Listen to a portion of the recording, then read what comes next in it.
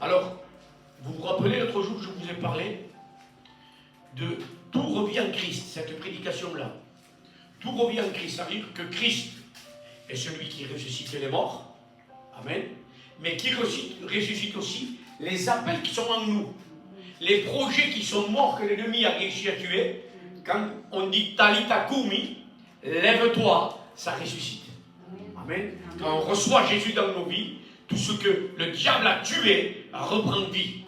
Amen. Alors l'appel que Dieu a fait dans ta vie, il reprend vie. Amen. Et ce soir, eh bien, il va encore se lever. Talita Kumi, je le dis. Amen. Et j'avais conclu avec ce mot, Talita Kumi. Alors, j'avais deux prédications à apporter. Une première que j'ai commencé à préparer. Et le Seigneur me dit non, ce n'est pas pour ce vendredi, c'est pour l'autre.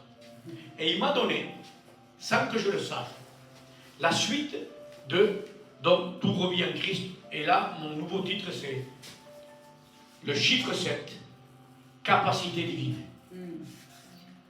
Le chiffre 7, capacité divine, c'est le titre de mon message ce soir. Est-ce que vous connaissez ce refrain qui sonne beaucoup mieux en espagnol, mais je vais essayer de l'interpréter en français. El que tiene cama y que duerma al suelo, no se le tiene duelo. Il y en a qui le connaissent en espagnol, parce qu'il y a quelques espagnols ici.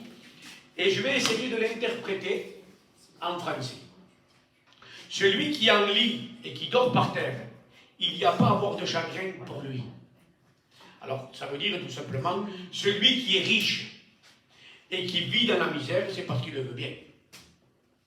Vous comprenez? Alors, j'ai remarqué que bien souvent, les chrétiens ont cette attitude, ont ce comportement-là.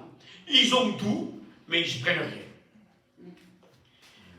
On est enfant de Dieu et malheureusement, on ne profite pas, ou alors on profite si peu de la grandeur de notre Père que nous avons. C'est un peu ce refrain. El que tiene cama y que duerma al suelo, no se le tiene duelo. Alors je vais vous lire quand même la Bible, parce que c'est sur ce livre que nous sommes appuyés. Ce livre qui est merveilleux, puisque ce n'est pas un livre pour moi, c'est la parole de Dieu. Amen. Alors je vais vous lire dans Marc 8, une très belle scène de la parole de Dieu. Si je vous laisse le temps pour ceux qui ont la Bible de le trouver. Bientôt nous aurons l'écran et vous pourrez le lire sur l'écran. Amen. Je lis. Une foule nombreuse s'étant de nouveau réunie et n'ayant pas de quoi manger, Jésus appela les disciples et leur dit: je suis ému de compassion pour cette foule, car voilà 3 jours qu'ils sont près de moi et ils n'ont rien à manger. Si je les renvoie chez eux à jeun, les forces leur manqueront en chemin, car quelques-uns d'entre eux sont venus de loin. Nous aussi on est venus de loin. Ou du moins on revient de loin. Ses disciples lui répondirent: comment pourront-on les rassasier de pain ici dans un lieu désert? Jésus leur demanda: combien avez-vous de pain? 7, répondirent-ils. Alors il les fit asseoir, la foule par terre, prit les 7 pains, et après avoir rendu grâce, il les rompit et les donna à ses disciples pour les distribuer. Ils les distribuèrent à la foule. Ils avaient encore quelques petits poissons, et Jésus, ayant rendu grâce, les fit aussi distribuer. Ils mangèrent et furent rassasiés, et l'on apporta 7 corbeilles pleines de morceaux qui restaient. Ils étaient environ 4000. Ensuite, Jésus les envoya. Alors, l'attitude des disciples à ce moment-là, c'est une attitude de regarder vers le bas. C'est une attitude de regarder ses capacités. Pourquoi? Les disciples à ce moment-là, ils sont en train d'avoir une réaction: je n'ai rien, comment puis-je nourrir ces gens-là? C'est comme si quelqu'un dirait: ça ne me sert à rien, c'est tout simplement, j'ai tout, mais je ne m'en sers pas. C'est comme si quelqu'un a tout, mais ne se sert de rien. Voilà l'attitude des disciples face à cette situation-là. Nous n'avons pas grand-chose pour nourrir une si grande foule. Nous n'avons pas le nécessaire. C'est une logique humaine. Et c'est pas la logique de Jésus-Christ. Parce qu'en Christ, on peut tout faire. Vous comprenez? C'est une logique humaine, une réaction humaine qu'ont eu. Parce que malgré qu'ils connaissaient Jésus, qu'ils aient vu Jésus faire des choses merveilleuses, ils étaient comme arrêtés. Ils avaient vu le Seigneur faire des choses extraordinaires, mais à ce moment-là, ils sont bloqués. On ne peut pas leur donner à manger, ils sont en train de dire. Parce qu'ils ont le regard sur eux-mêmes. Au lieu de regarder les capacités de Christ, ils sont en train de regarder leurs capacités, leurs moyens. Et bien souvent, on se voit nous aussi incapables de faire. Bien souvent, on se voit dans cette attitude-là. Et on se dit, qui va nourrir les personnes qui sont dans le besoin? Car la réaction, écoutez bien ce que j'ai écrit, la réaction des disciples à ce moment-là est charnelle. Car ils sont en train de voir leurs moyens très limités. Et bien souvent, nous, on réagit un peu pareil.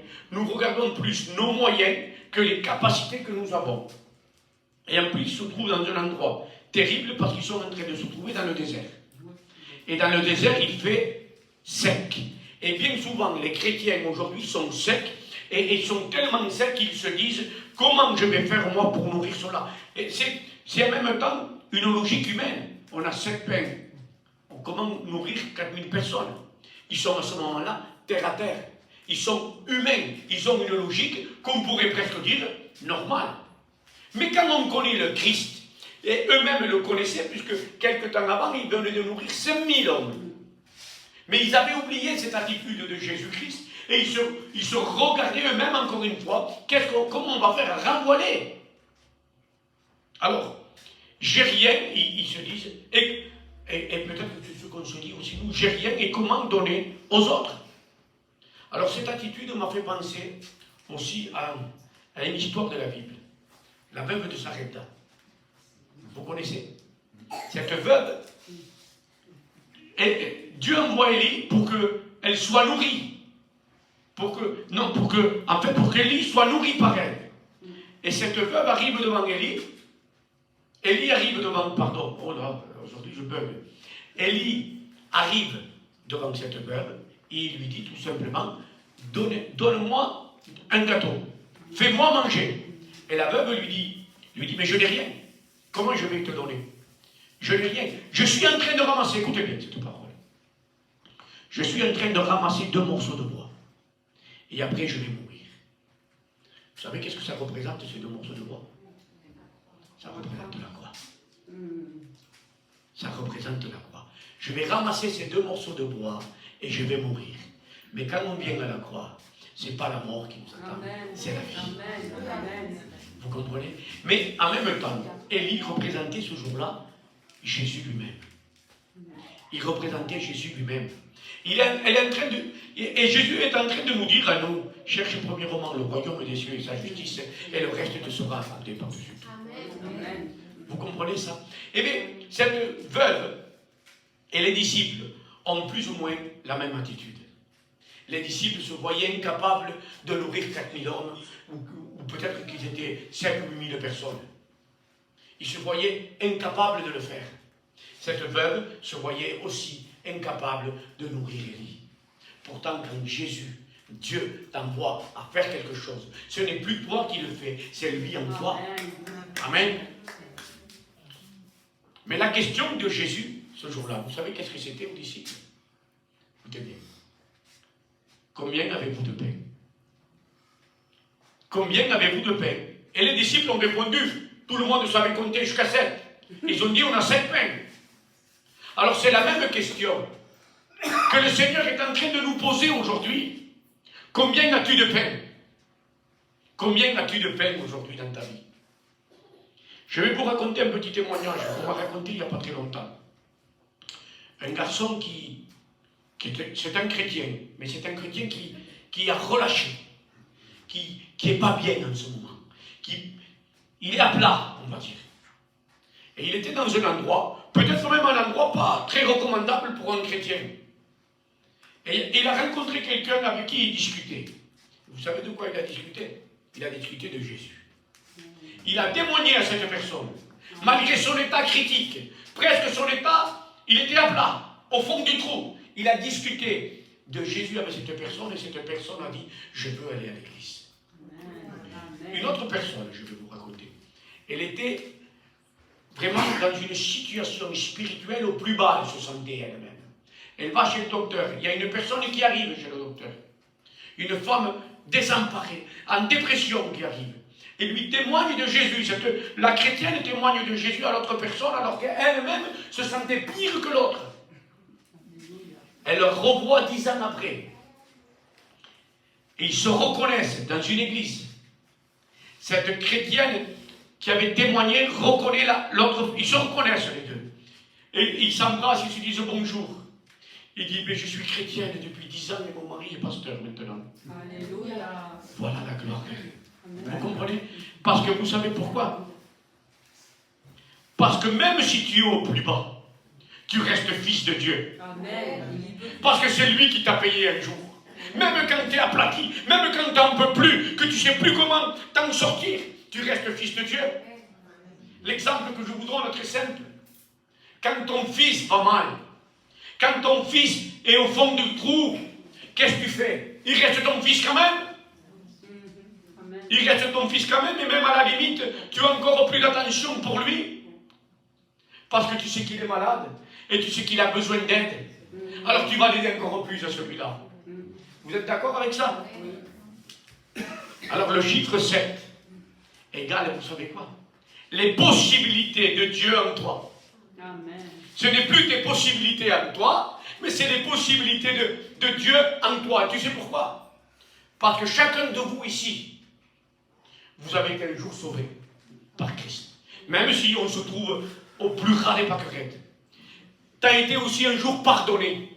Tu as été un jour arraché des ténèbres. Même si les ténèbres ont gagné du terrain aujourd'hui dans ta vie, eh bien, ils vont reculer au nom de Jésus-Christ. Parce que tu es un témoin de Jésus. Amen. Tu es témoin puisque tu as fait une expérience à un moment dans ta vie. Tu comprends? Le chiffre 7 égale l'amour, mais égale la puissance de la croix. Vous comprenez? Que ça, le chiffre 7, ça représente la puissance de la croix. Parce que je voulais prêcher déjà ça, les 7 paroles de la croix. Et les 7 paroles de la création. Je vous en ai parlé déjà de ça. Hein. Vous m'avez entendu prêcher sur ça. 7 paroles à la croix. La 7e parole de Jésus à la croix, c'est quoi? Je remets mon esprit entre tes mains. Et quand on remet son esprit entre les mains de Dieu, vous savez qu'est-ce qui se passe? On rentre dans le repos de Christ.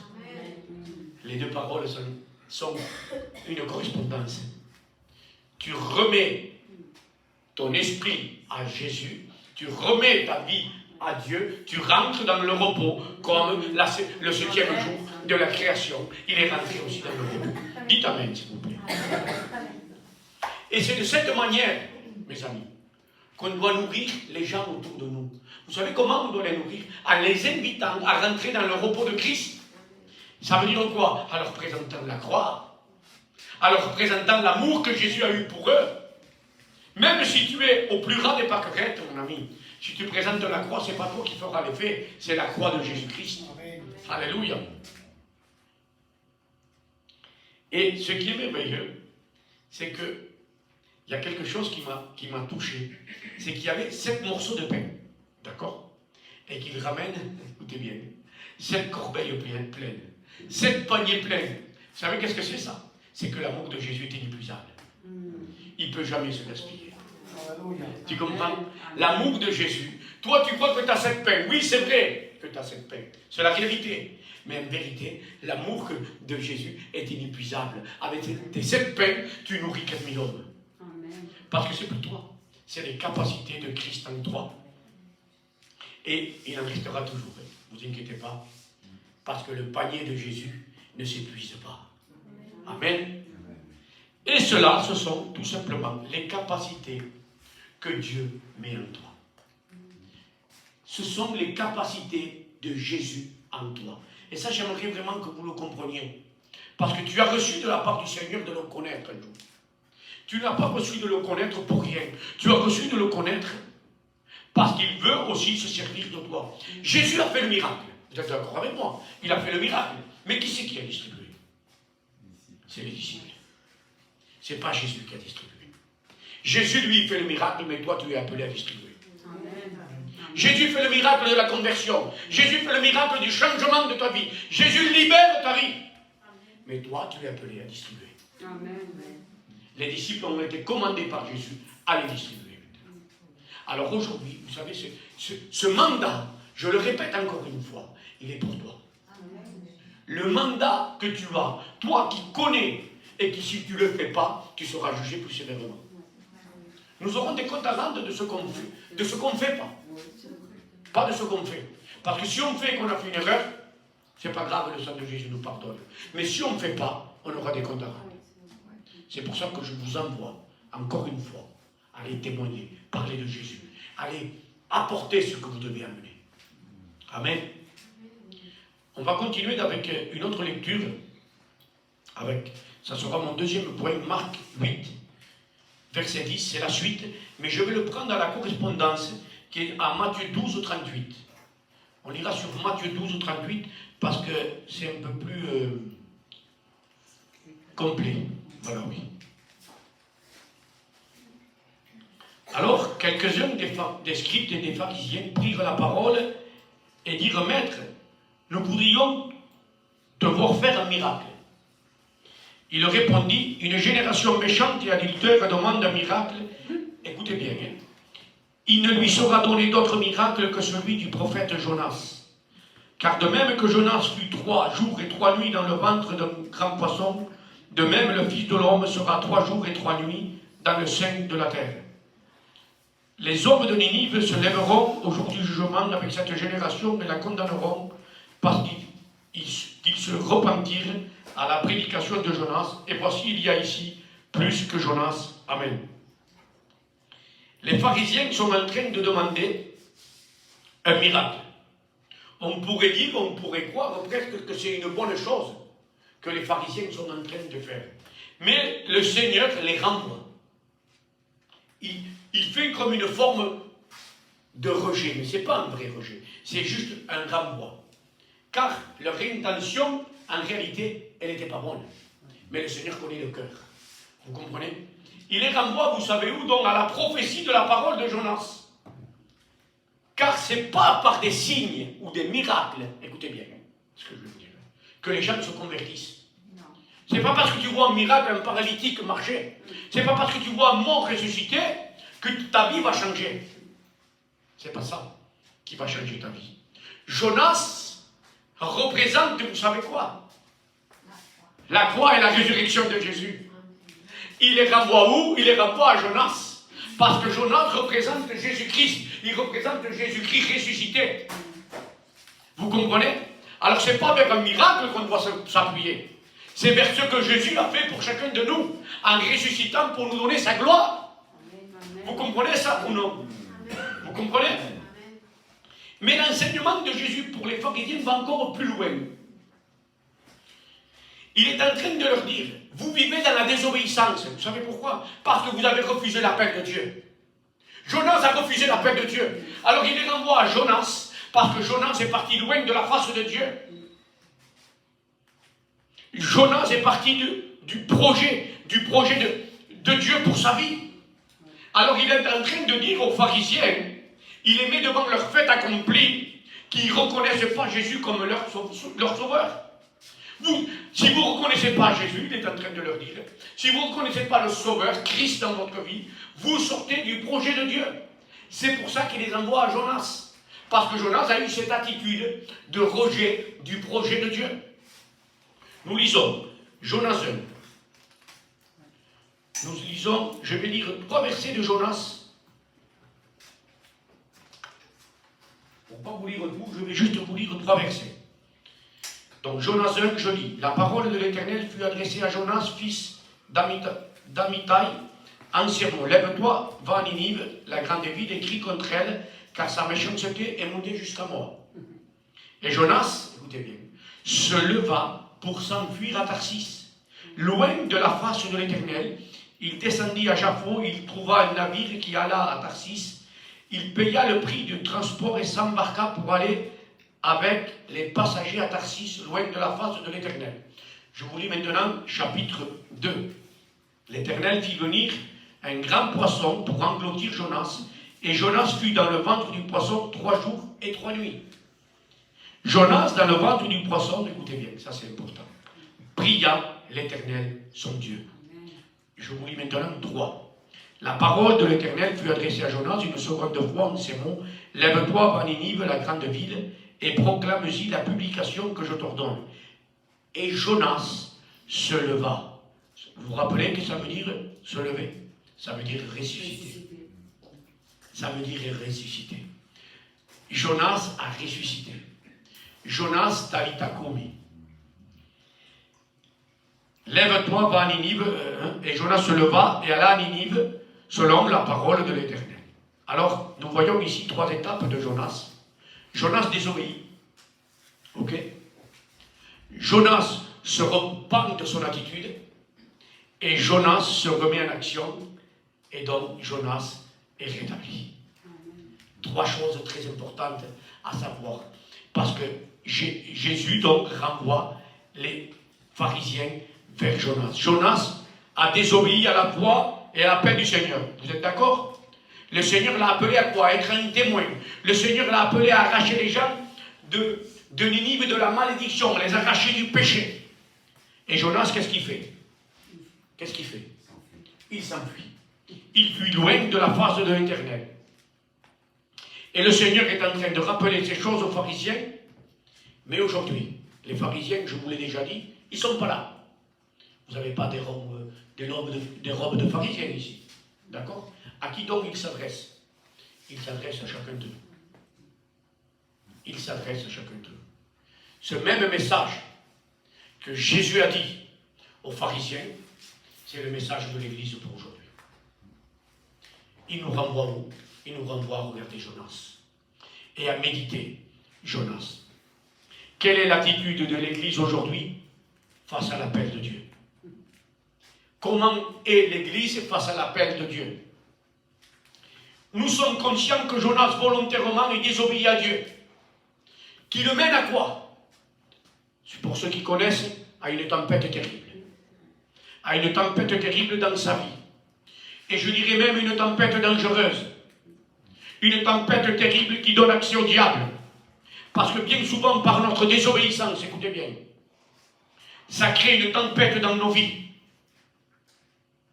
Et cela peut être terrible, car la désobéissance, vous êtes d'accord que la désobéissance à Dieu nous éloigne du projet de Dieu? Et nous éloigne du projet de Dieu pour nos vies. Et comme on s'éloigne du projet de Dieu pour nos vies, ça crée une tempête. Parce qu'on ne progresse et on n'avance pas. Si Dieu nous veut un tel endroit, c'est à cet endroit qu'on doit être. Moi j'étais chez les gitans. Et Dieu m'a dit va-t'en. Non parce que j'étais mal, mais parce que Dieu avait un autre projet pour moi. Si je n'aurais pas obéi à ce moment-là, eh bien aujourd'hui je serais dans la tempête spirituelle constamment. Et je n'aurais pas avancé ni progressé spirituellement. Si Dieu t'appelle à gauche, pourquoi tu pars à droite? Si Dieu t'appelle à droite, pourquoi tu pars de l'autre côté? C'est ce qu'a fait Jonas. Et cela lui a inclus une tempête dans sa vie. Et bien souvent, nous nous demandons pourquoi on a une tempête dans notre vie. Tu as une tempête dans ta vie parce que tu désobéis au projet de Dieu dans ta vie. Et ça, on ne le reconnaît pas. On s'obstine à rester ici. Ce n'est pas toujours évident de sortir de son confort. Moi, j'étais bien chez les gitans. Je suis un gitan. Ils chantaient espagnol. Je me sentais bien. C'était ma maison. Mais Dieu m'a dit, va-t'en. Alors j'ai pris mes clics et mes claques et je suis parti. Parce que j'ai préféré obéir à Dieu qu'aux hommes. Amen. Amen. Et si on obéit aux hommes plutôt qu'à Dieu pour plaire aux hommes, on s'enfonce dans une tempête. Et on se retrouve où? On se retrouve au milieu de la mer. Abandonné. La mer représente le monde et la mer représente aussi la solitude. Et je vais vous dire un peu plus. Vous savez que la désobéissance, eh bien, est pire que la divination, nous dira 1 Samuel 15, 23. La désobéissance est aussi coupable que la divination. Alors peut-être que dans nos vies, Dieu nous a appelés à faire quelque chose, mais que nous ne l'avons pas fait. Ça nous est arrivé à tous. Je ne veux pas vous culpabiliser à chacun, parce que certainement que ça nous est arrivé à tous. Mais Dieu a des projets importants pour l'Église. Amen. Est-ce que l'Église va les refuser et partir à Tarsis? Partir loin de la face de l'Éternel ou rentrer dans le projet que Dieu a prévu pour chacun de nous? Il y a des gens qui m'écoutent sur Internet ici. Et j'aimerais aussi leur parler pour qu'ils puissent rentrer dans l'appel que Dieu a prévu dans leur vie. Parce que bien souvent, on néglige les appels de Dieu dans nos vies. Et après, on se plaint parce qu'on a des difficultés. Mais vous savez quoi, mes amis? Je vais vous dire quelque chose. Quand on désobéit à Dieu, ça donne accès au diable. Ça donne accès aux puissances du mal. Ça donne, parce que la Bible dit ne donnez pas accès au diable. Quand vous vous mettez en colère, c'est vrai, ne donnez pas accès au diable. Mais quand on s'éloigne du projet de Dieu, on donne accès au diable. Et je le dis, parce que c'est une vérité. Dieu appelle l'Église. Et j'ai envie de dire un peu plus. Dieu t'appelle à toi. Dieu t'appelle à toi. C'est toi qui es appelé. Tu comprends? Et si toi tu t'éloignes du projet de Dieu, oui, bien sûr que Dieu est amour. Oui, bien sûr que Dieu est bon. Et on va le voir par la suite. Comment allons-nous par rapport à notre appel? Remettons-nous en question. Est-ce que nous sommes dans l'appel que Dieu veut? Dieu appelle tout le monde à le servir, mais il appelle premièrement tout le monde à la repentance. Amen. Est-ce que tu t'es repenti réellement devant Dieu? Est-ce que tu as laissé vraiment... Parce qu'une véritable repentance laisse toute la place à Dieu. Alléluia. Dieu veut prendre toute la place de ton cœur. Alléluia. Amen. Dieu ne veut pas prendre une partie de ton cœur. Dieu veut prendre toute la place. Alors, certains vont refuser l'appel de Dieu à cause de leur famille. Certains vont le refuser à cause de leur origine, comme j'aurais pu faire. Certains vont le refuser à cause de leur routine et de leur confort. Mais en vérité, j'ai une bonne nouvelle. Peu importe pourquoi tu t'es éloigné du projet de Dieu. En réalité, ce n'est pas grave. Vous savez pourquoi ce n'est pas grave? Parce que Dieu est amour. Parce que Dieu est amour. Parce que malgré la désobéissance de Jonas, ou malgré peut-être la désobéissance que je pourrais pu avoir, la désobéissance que tu aurais pu avoir, Dieu a eu pitié de Jonas. Et si tu te repens et que tu reviens à Dieu, Dieu a pitié de toi et de moi. Amen. Car ce que Dieu a appelé, il ne se repent pas de la peine. Amen. Si Dieu a appelé Jonas, il n'a pas appelé Pierre. Il n'a pas appelé à ce moment-là Élie. Il a appelé Jonas. Et Dieu ne s'est pas repenti de l'appel qu'il avait fait à Jonas. Mais Jonas s'est repenti et Jonas est reparti. Amen. Alléluia. Dans Jonas 2, on voit, vous pourrez le lire, que Jonas, il se repent, il crie à Dieu, il demande pardon. Jonas 2, je vous le lis de toute façon. Jonas fut dans le ventre du poisson 3 jours et 3 nuits.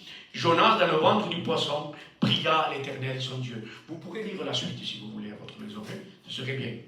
Il y a eu donc là quoi? Un rétablissement total. Amen. Il s'est repenti et Dieu l'a rétabli. Quand une personne appelle Dieu sincèrement, écoutez bien, et reconnaît qu'il a refusé d'être son témoin ou il a refusé l'appel de Dieu à cause de sa vie, l'Éternel le délivre, le restaure et le rétablit. Amen. Et c'est ça le projet que Dieu a pour chacun de nous. Amen. Amen. Parce que Dieu ne veut pas te voir dans la désobéissance.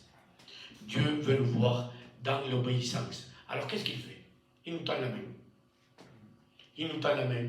Et c'est une main particulière. C'est une main qui est percée. C'est une main qui est marquée d'amour. Pour te dire, reviens. Pour te dire, il te montre le chemin avec sa main. Reviens par ici. C'est pas à gauche, c'est là que je te veux. Amen. C'est merveilleux tout ce que je suis en train de vous dire.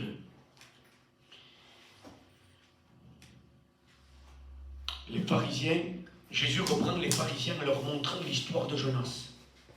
Vous savez pourquoi?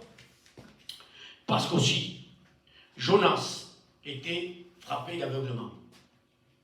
Et je vais vous dire plus. Jonas était frappé de racisme. Parce que Jonas, lui, c'était un Galiléen. Il était de Galilée. Et il ne voulait pas aller en Assyrie. Vous savez pourquoi? Parce que ça a toujours été les ennemis d'Israël. Jonas ne vivait pas le pardon. Il ne voulait pas pardonner. Les Assyriens ont toujours été des ennemis d'Israël. Et Jonas, il n'avait pas envie d'y aller là-bas. Parce qu'il ne lui plaisait pas les gens qui étaient là-bas. C'était des gens qui n'étaient pas selon sa culture et sa tradition. C'était des gens qui avaient tout à fait une autre culture et une autre tradition. Alors Jonas s'est défilé aussi à cause de ça. Jonas, on pourrait dire qu'il était raciste à ce moment-là. Et les pharisiens sont aussi racistes. Parce qu'ils se sentent les meilleurs et ils n'aiment pas les étrangers. Ils se sentent les meilleurs et ils sont supérieurs à tout. Donc Jonas avait à ce moment-là une attitude aussi de pharisien. Et les pharisiens avaient une attitude de Jonas. C'est pour ça que Jésus leur a dit, regardez Jonas, vous êtes comme Jonas. Vous ne voulez pas aller vers les gens qui ne sont pas comme vous. Et ça, c'était peut-être moi. Parce que moi non plus, je n'aimais pas trop aller vers les gens qui n'étaient pas basanés. Mais aujourd'hui, j'ai compris que le Dieu du ciel est un Dieu universel. Amen. Alléluia. Amen. Dites Amen à ça. Parce que c'est important. Si vous ne dites pas Amen, je m'en vais. Ça, c'est un refrain que disait Jackie de Webbesain aussi. Les pharisiens et Jonas avaient aussi un autre petit défaut. Enfin, un petit défaut qui était pas mal. Il voulait rester dans son confort. Parce que c'était tranquillou où c'est qu'il était. Il était connu. Jonas le prophète arrive. Ouvrez-lui la porte. Mais à Ninive, ce n'était pas le même boulot. Ninive, c'était la capitale à ce moment-là. C'était une ville qui vivait dans le péché jusqu'au cou, nous dit la Bible. Et ce n'était pas évident d'aller se mouiller là-bas. Ce n'était pas évident de sortir de son confort. Il aimait bien son canapé et son Netflix, Jonas. Il préférait rester sur YouTube. Il préférait rentrer tranquillou à 10 heures à son église, sortir à midi pour son petit poulet rôti. Mais ça, c'est l'humain. C'est tout à fait normal. Mais des fois, Dieu nous demande de sortir de notre confort, de sortir de nos capacités, de sortir de ce que nous, on aime. Il me l'a demandé à moi. Il m'a dit de sortir de mon milieu. Non que je suis meilleur que vous, mais j'ai obéi. À un moment, il m'a dit, prends l'église de Laurent. Il fallait en avoir envie. Moi, j'avais compris que c'était l'appel de Dieu. Ma femme n'avait vraiment pas envie d'y aller. Mais on a pris l'église de Laurent parce que Dieu nous a appelés à le faire. Et pendant 4 ans, on a gardé cette église. Eh bien, parce que c'était l'appel de Dieu qu'on avait dans nos cœurs. On a dit, oui Seigneur, malgré que ça soit difficile, qu'il y ait des kilomètres à faire alors qu'on avait une église à côté. Eh bien, on y va, Seigneur. Eh bien, Dieu a béni. L'église a été bénie. Vous comprenez? Même financièrement, elle a été bénie. C'était une église qui donnait 700, 800 euros à l'année. Après, elle donnait 4000 euros à l'année. Vous voyez qu'est-ce que je veux dire? Donc, on voit aussi le fruit dans ce domaine-là. Alors, quand Dieu t'appelle, Dieu t'assiste. Quand Dieu t'appelle, et quand tu rentres dans le projet de Dieu, c'est là que tu vois la multiplication. Avec le peu que tu as, il y a de grandes choses qui se passent. J'y étais à Oloron avec peu, mais Dieu a fait de grandes choses, et il va encore en faire pour nous ici. Dites Amen. Au-delà de tout cela, le Seigneur a mené les pharisiens en les appelant à Jonas. Vous savez où? À la solution numéro 1. L'histoire de Jonas nous amène à la prophétie de la croix et à la merveilleuse résurrection de Christ. Vous comprenez ça? Le Seigneur voulait les amener en réalité à la repentance.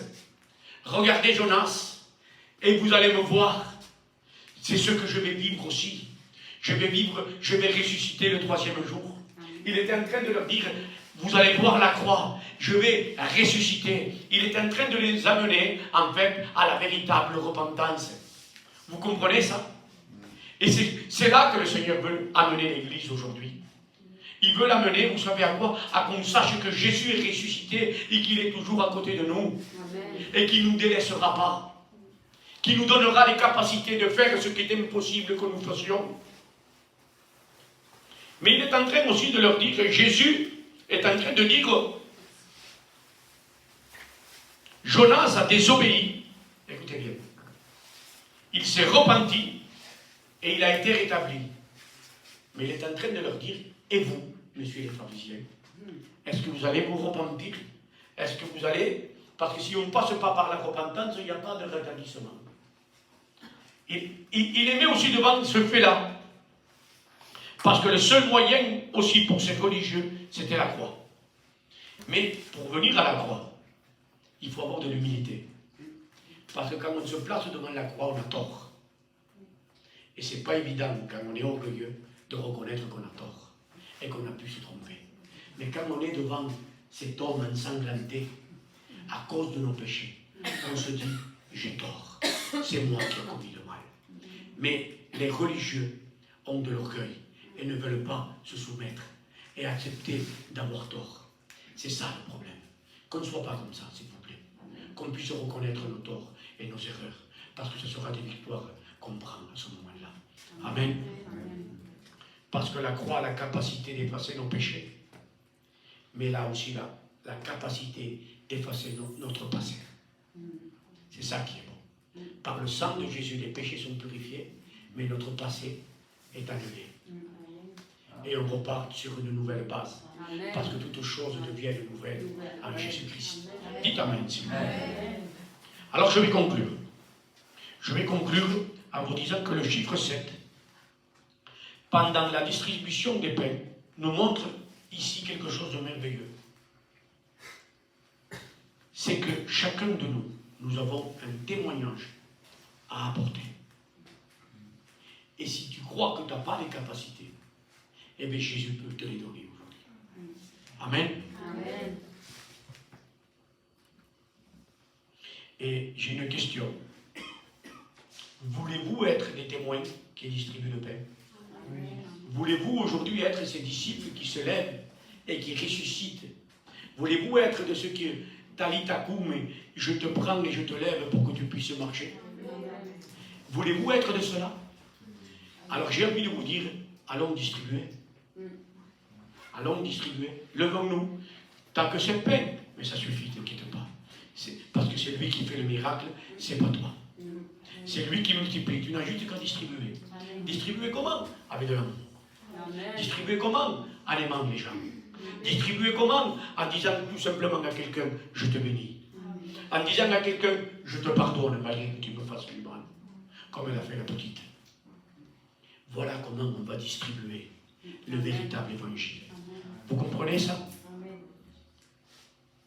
Alors je vous lis un passage maintenant. Et ce passage, il est bon. Et ça va résumer plus ou moins tout ce que nous avons vu. Et après j'arrête, ne vous inquiétez pas. Parce qu'après vous en avez encore pour un grand moment.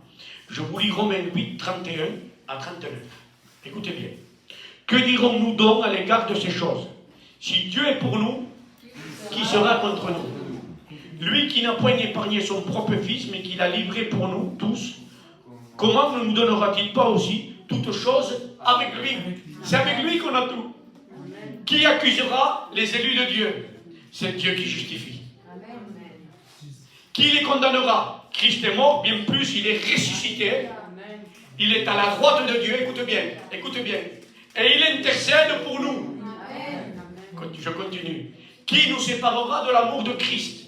Serait-ce la tribulation, ou l'angoisse, ou la persécution, ou la faim, ou la nudité, ou le péril, ou l'épée, selon qu'il est écrit?